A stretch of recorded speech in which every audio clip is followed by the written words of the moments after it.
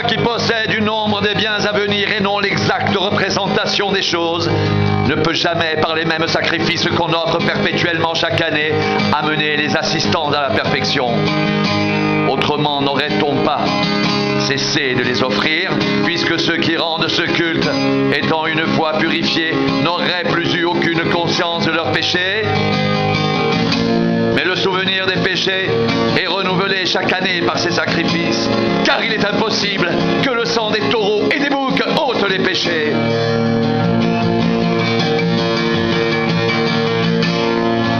C'est pourquoi Christ, entrant dans le monde, dit: tu n'as voulu ni sacrifice ni offrande, mais tu m'as formé un corps.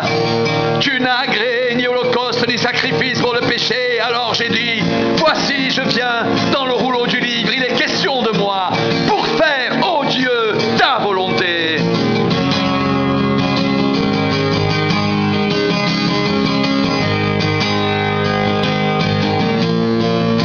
Après avoir dit d'abord: tu n'as voulu et tu n'as agréé ni sacrifice, ni offrande, ni holocauste, ni sacrifice pour le péché, ce qu'on offre selon la loi.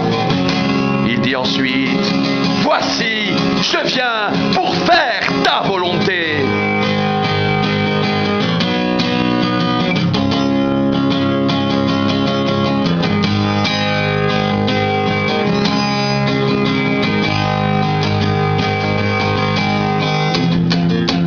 Il supprime ainsi la première chose pour établir la seconde. C'est en vertu de cette volonté que nous sommes sanctifiés par l'offrande du corps de Jésus-Christ une fois pour toutes.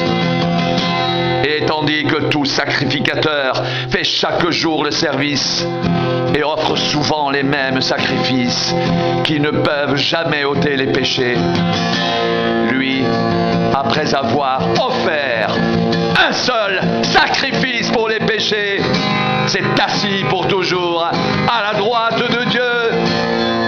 Il attend désormais que ses ennemis soient devenus son marchepied. Car par une seule offrande, il a amené à la perfection pour toujours ceux qui sont sanctifiés. C'est ce que le Saint-Esprit nous atteste aussi, car après avoir dit: voici l'alliance que je ferai avec eux.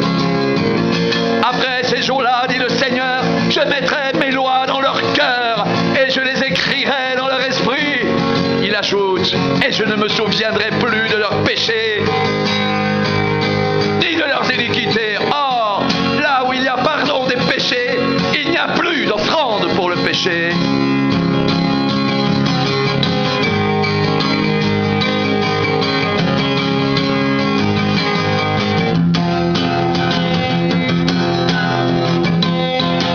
Ainsi donc, frères, nous avons, au moyen du sang de Jésus, une libre entrée dans le sanctuaire par la route nouvelle et vivante qu'il a inaugurée pour nous au travers du voile, c'est-à-dire de sa chair.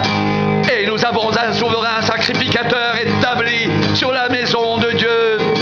Approchons-nous donc avec un cœur sincère dans la plénitude de la foi, les cœurs purifiés d'une mauvaise conscience et le corps lavé d'une eau pure. Retenons fermement la profession de notre espérance, car celui qui a fait la promesse est fidèle. Veillons les uns sur les autres pour nous exciter à l'amour et aux bonnes œuvres. N'abandonnons pas notre rassemblement, comme c'est la coutume de quelques-uns, mais exhortons-nous réciproquement, et cela d'autant plus que vous voyez s'approcher le jour.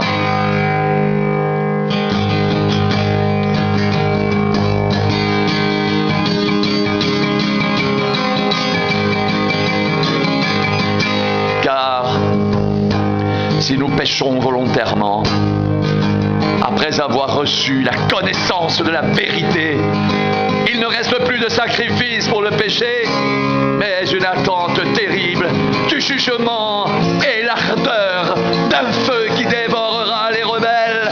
Celui qui a violé la loi de Moïse meurt sans miséricorde sur la déposition de 2 ou de 3 témoins. De quel pire châtiment pensez-vous que sera jugé digne celui qui aura foulé aux pieds le Fils de Dieu, qui aura tenu pour profane le sang de l'alliance par lequel il a été sanctifié et qui aura outragé l'Esprit de la grâce? Car nous connaissons celui qui a dit « À moi la vengeance, à moi la rétribution » et encore « Le Seigneur jugera son peuple ». C'est une chose terrible de tomber entre les mains du Dieu vivant.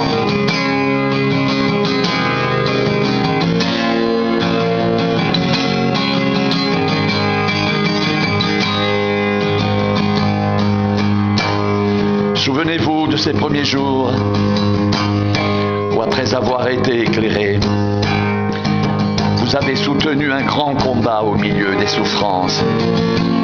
D'une part exposé comme en spectacle aux opprobres et aux afflictions, et de l'autre vous associant à ceux dont la position était la même. En effet, vous avez eu de la compassion pour les prisonniers et vous avez accepté avec joie l'enlèvement de vos biens, sachant que vous aviez des biens meilleurs et qui durent toujours. N'abandonnez donc pas votre assurance à laquelle est attachée une grande rémunération, car vous avez besoin de persévérance, afin qu'après avoir accompli la volonté de Dieu, vous obteniez ce qui vous est promis. Encore un peu de temps. Celui qui doit venir viendra et il ne tardera pas. Et mon juste vivra par la foi. Mais s'il se retire, mon âme ne prend pas plaisir en lui. Nous ne sommes pas de ceux qui se retirent pour se perdre, mais de ceux qui ont la foi pour sauver leur âme.